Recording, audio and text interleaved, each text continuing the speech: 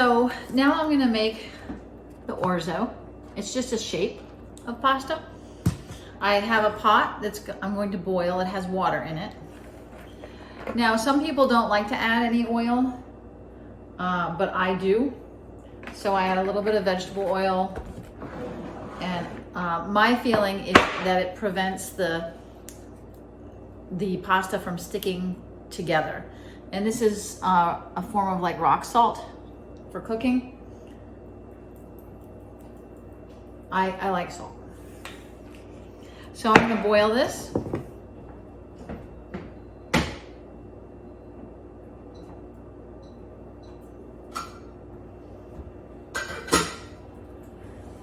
And it says that the orzo has to cook for 9 minutes. So the water started boiling.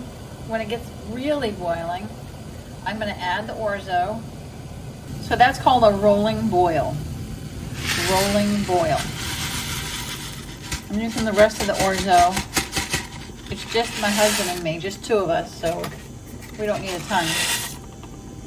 Now it's gonna start to bubble quickly. So I'm gonna turn the temperature down so the water doesn't boil over. So 9 minutes. Alexa, set a timer for 9 minutes. Now that the tilapia is thawed, I'm going to open them, and I have paper towels here to dry the fish.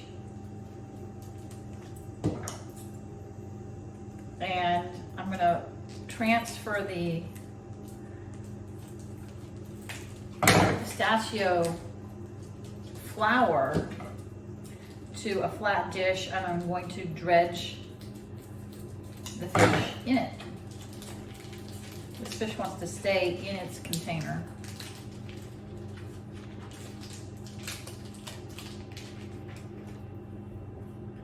So I'm putting it on the paper towel.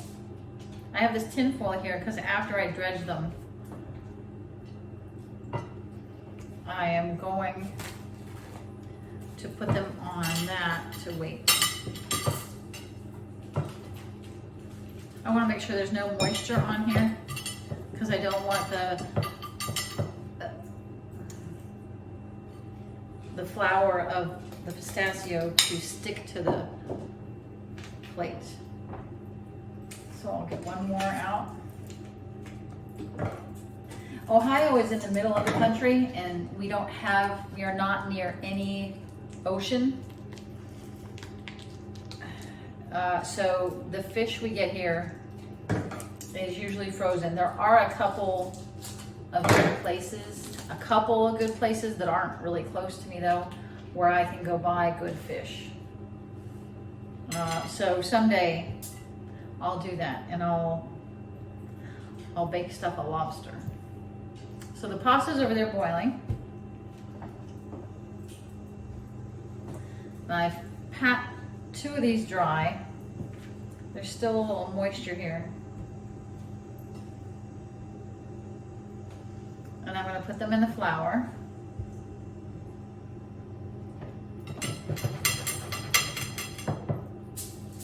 I think I need to spray the tin foil so that the pistachio covered fish don't stick to it.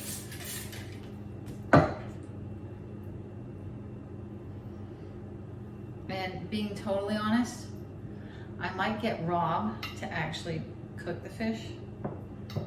He's a really good chef.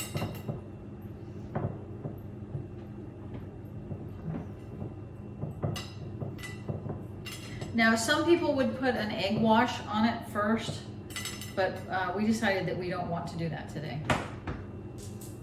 Alexa, stop. So the pasta is done cooking. I'm going to strain it.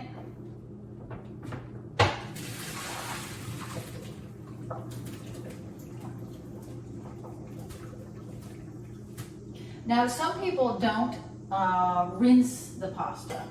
They want this extra starch. I don't want the extra starch, so I'm going to rinse the pasta. I'm going to let it drain, and I'll make the pasta salad in a few minutes. I've drained the pasta. Now, and people differ on how they deal with this next part too.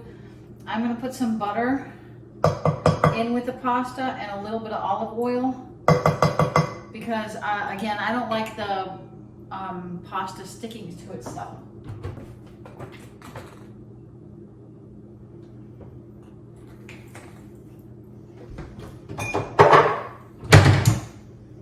And I'm gonna put some salt in it too.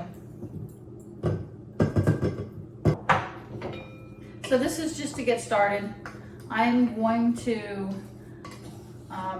saute some garlic. I'm gonna get some capers and some fresh tomatoes from my garden. So we're gonna add a lot of flavor to this. I just want to keep the pasta from getting kind of stuck while I'm doing that. This salad, by the way, will be served cold.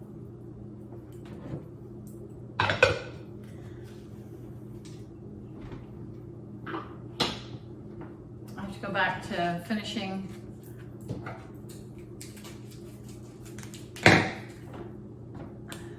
the fish.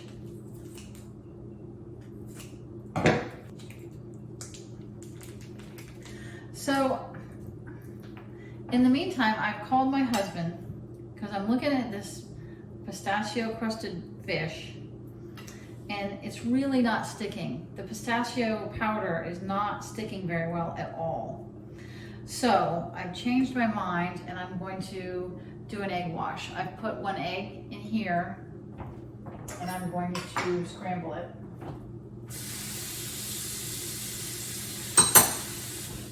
I'm going to scramble the egg.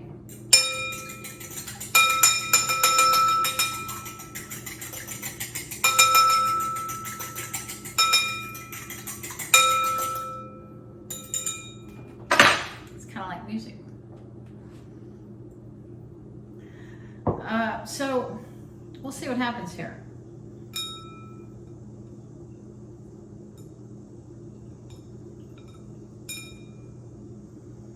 I'm gonna make sure it's not dripping.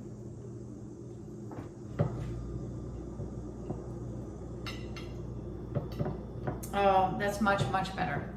I'll show you the difference in a minute.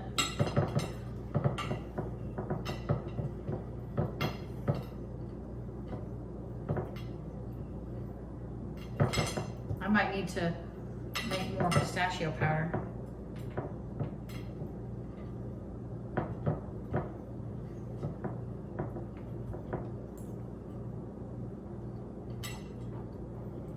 So this is with the egg wash and this is without, and the one with has so much more pistachio on it. Oh, so now I'm gonna try to take this kind of off. That'll be fun. Maybe there are cooks out there, like when you watch the cooking shows, they've got everything ready and they have 2 ovens and everything's done in seconds. This is not a professional cooking show. This is just me. So I opened the dishwasher and discovered that it needs to be empty. And time is getting short, but I have to empty the dishwasher. You know, those fancy cooking shows, they don't talk about the reality of the stress of all of those things that happen in life.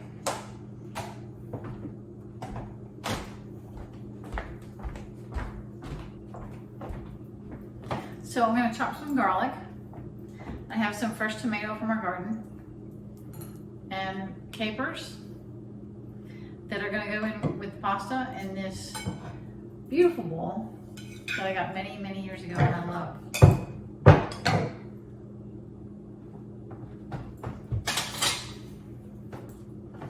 I have owned every garlic press on earth over the years. And at the end of the day, the garlic has to be smashed. So you can take the skin off.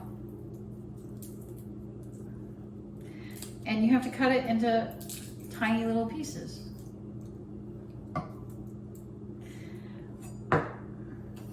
I've decided to stop buying every garlic press because they're a pain in the neck.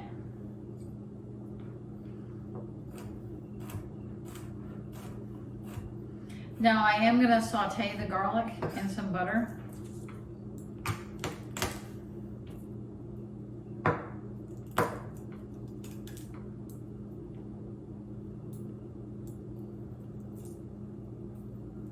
And then I will deal with the asparagus.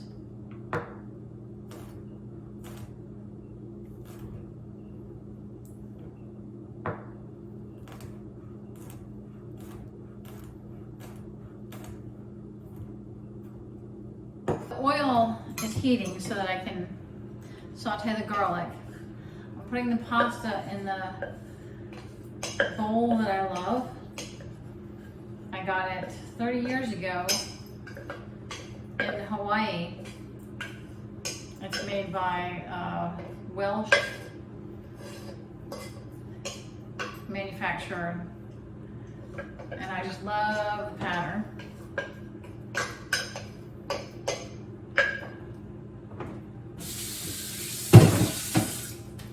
So I'm going to put some capers in. I'm going to drain some of the liquid off. I don't want all that caper liquid in there. I'm going to put more capers in though. I love capers. And then I'm going to cut a little bit of red onion. This is what the capers look like.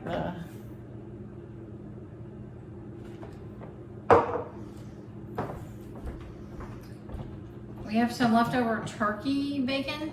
It's very low fat and it's really scrumptious. So I'm going to cut it up, put it in the pasta salad.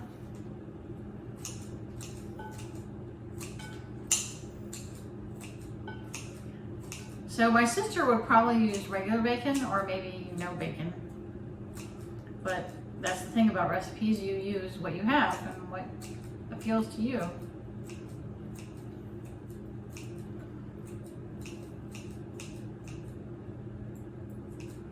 My husband's very good at using whatever's left over. He pulls something out of the fridge that I don't remember what it was, and he just turns it into something amazing. So the stove is hot. I'm gonna go over there and put the garlic on.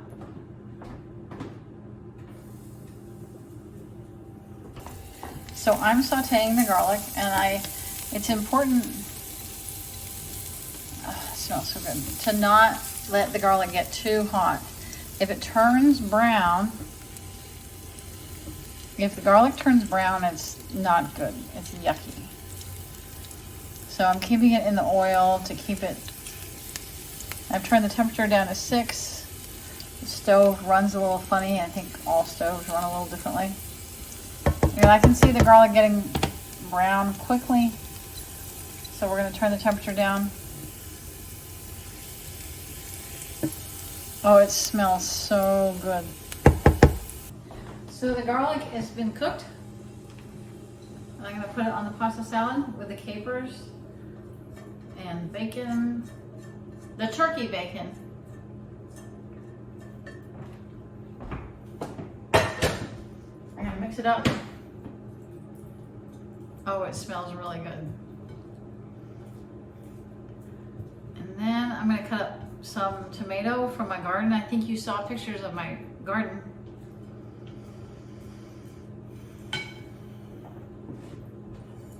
There's the tomato.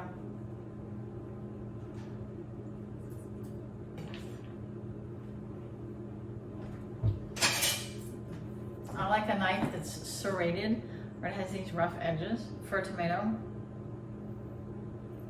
Those are all kind of words that, how would you know what serrated meant if you were not from a native English speaking country? So this tomato is so beautiful.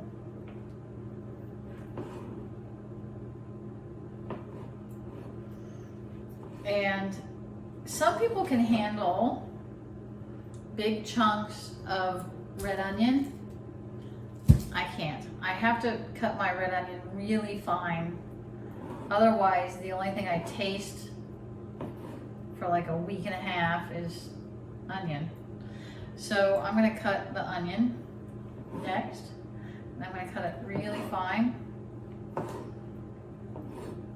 so it's more like a hint of a flavor.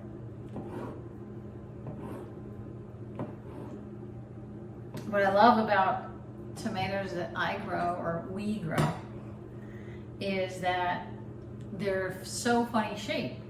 They don't have the standard, you know, exact corners or whatever. I'm only gonna cut off a small portion of this. I am not gonna use a lot of red onion. And some people would use a ton of it. I know my sister would. Red onion doesn't bother her at all. But I'm gonna use a small amount.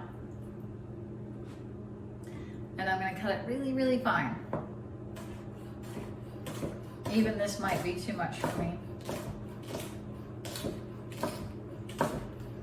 So I have learned from watching the amazing cooking shows that when you chop, you should have your other hand like this, so that if you hit anything, you hit your knuckles, which are the strongest part of your finger. So I try to do that when possible.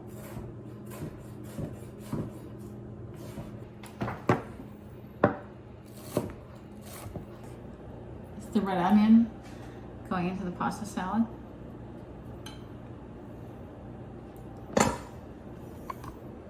Now I'm going to mix it all up. I'm going to put the pasta salad on the table, since it's a cold pasta salad anyway. The bowl's a little too big, but I don't care.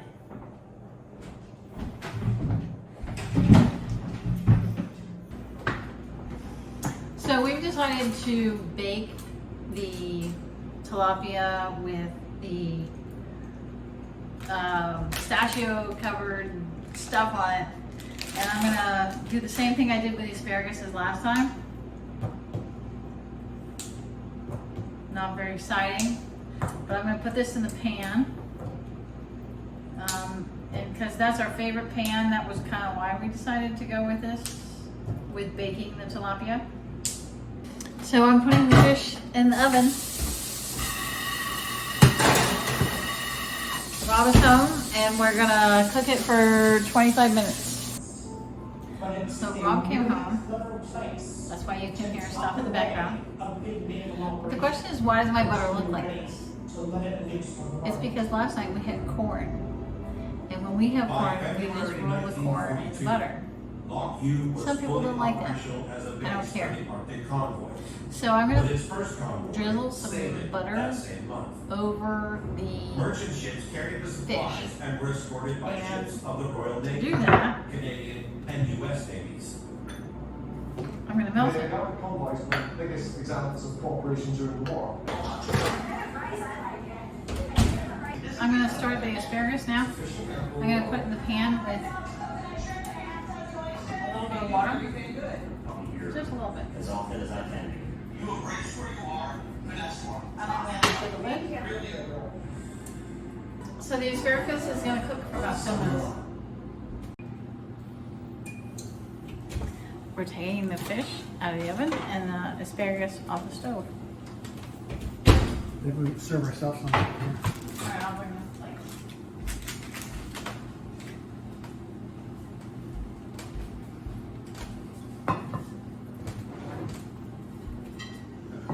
It smells really good. It does. One or two. It's good to start on.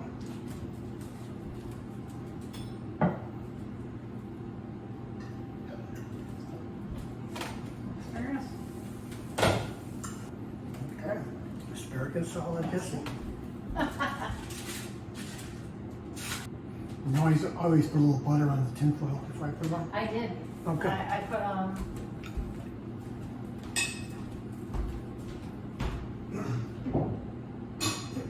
I sprayed it with So here's my plan.